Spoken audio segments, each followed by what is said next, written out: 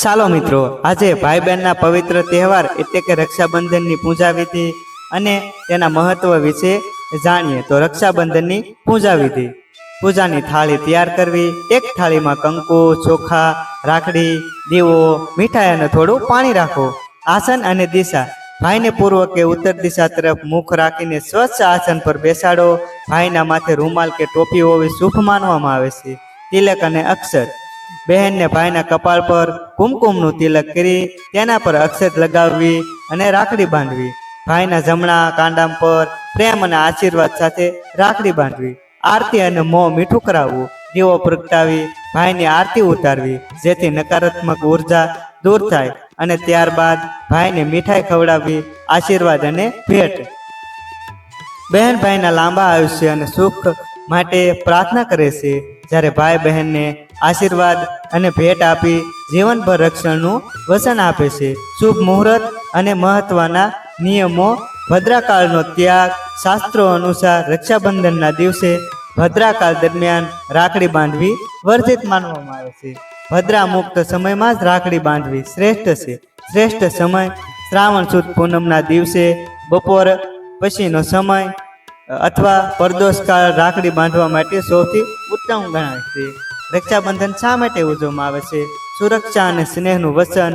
બહેન ભાઈના દીર્ઘાયુષ્ય, સુખ સમૃદ્ધિ માટે રાખડી બાંધે છે, જ્યારે ભાઈ જીવનભર દરેક સંજોગોમાં બહેનની રક્ષા કરવાનું વચન આપે છે. સામાજિક અને પારિવારિક એકતા.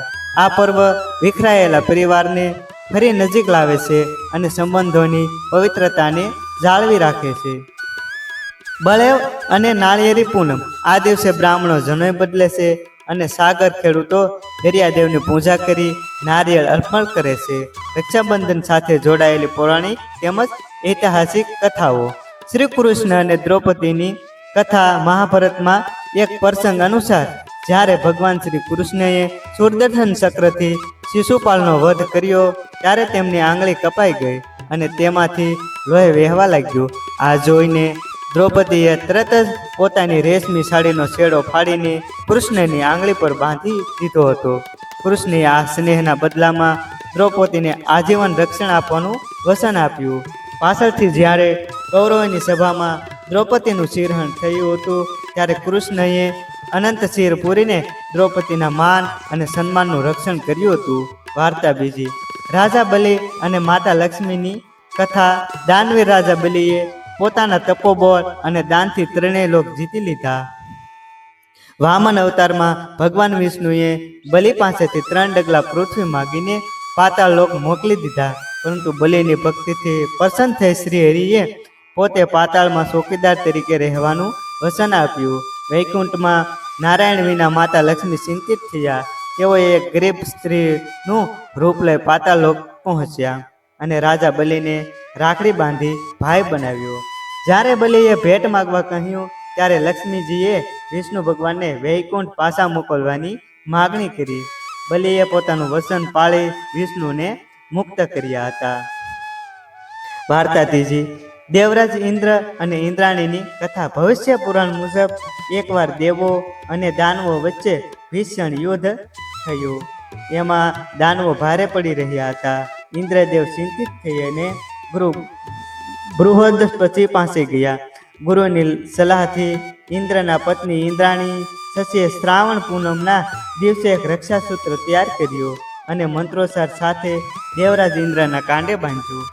આ રક્ષાસૂત્રના પ્રભાવથી દેવતાઓએ અસુરો પર વિજય મેળવ્યો. પ્રાચીન સમયમાં પત્નીઓ પણ યુદ્ધે ચડતા પતિના રક્ષણ માટે આ સૂત્ર બાંધતી હતી.